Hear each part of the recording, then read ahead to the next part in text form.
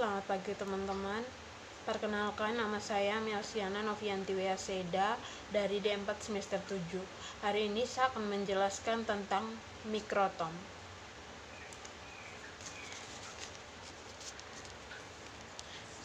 Mikrotom ialah mesin untuk mengiris spesimen biologis menjadi bagian yang sangat tipis untuk pemeriksaan mikroskop.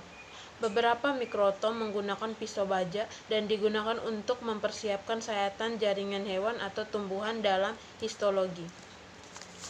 Bagian-bagian dari mikrotom itu yang pertama penjepit kaset, yang kedua penjepit pisau, yang ketiga bak limbah potongan jaringan, yang keempat rak penyimpanan, yang kelima pengunci roda pemutar, yang keenam roda pemutar halus, yang ketujuh tuas untuk mengaktifkan rem tangan, yang kedelapan tuas pengunci penjepit pisau, yang kesembilan tuas pengarah posisi penjepit kaset, yang kesepuluh roda pemutar kasar, yang ke-11 tuas untuk mengaktifkan mekanisme pemotong kasar, yang ke-12 tuas penguncing untuk pengarah posisi penjepit pisau, yang ke-13 skala ketebalan pemotongan, yang ke-14 knop tambahan untuk mengatur ketebalan potongan, yang ke-15 pengunci pisau.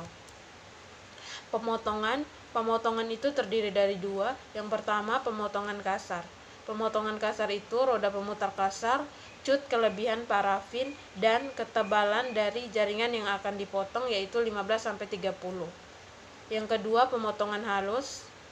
Pemotongan halus, roda pemutar halus, cut jaringan, dan ketebalan jaringan yang akan dipotong yaitu 2-5. Langkah-langkah pemotongan. Yang pertama, pasang dan jepit kaset jaringan, pastikan roda pemutar dalam keadaan terkunci.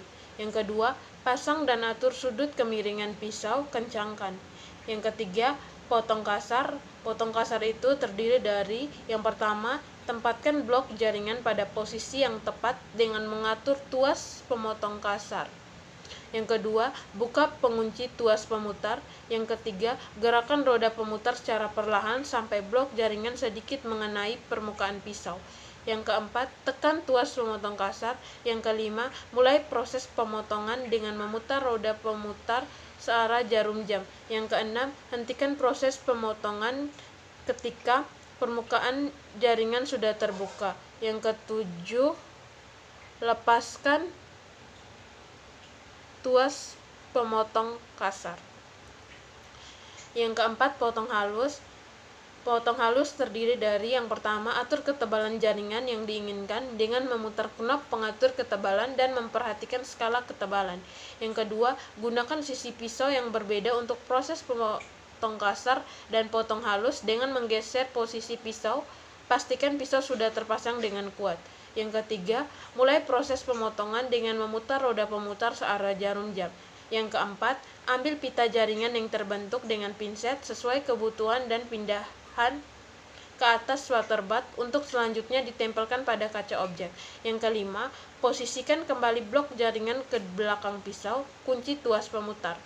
Yang keenam, lepaskan blok jaringan dari penjepit dengan anti dan blok lain yang akan dipotong. Penyebab dan solusi dalam menggunakan mikrotom. Yang pertama, pita atau potongan paralel menggulung. Penyebabnya itu, yang pertama, potongan tidak tersambung, solusinya potong blok hingga paralel. Yang kedua, pisau tumpul, yang solusinya ganti pisau atau geser pada bagian yang berbeda. Yang ketiga, kelebihan parafin, solusinya potong kasar kelebihan parafin. Yang keempat, adanya listrik statis pada pita sehingga pita menggulung ke atas, solusinya lembabkan udara di sekitar area pemotongan. Hindari penyebab listrik statis, tempatkan lembaran pengering dekat mikrotom.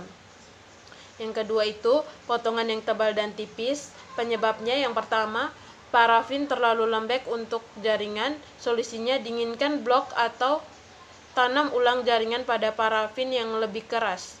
Yang kedua, penyebabnya, sudut pemotongan kurang tepat. Solusinya atur ulang sudut pemotongan. Yang ketiga, pisau atau blok longgar saat dijepit, solusinya perkuat penjepit.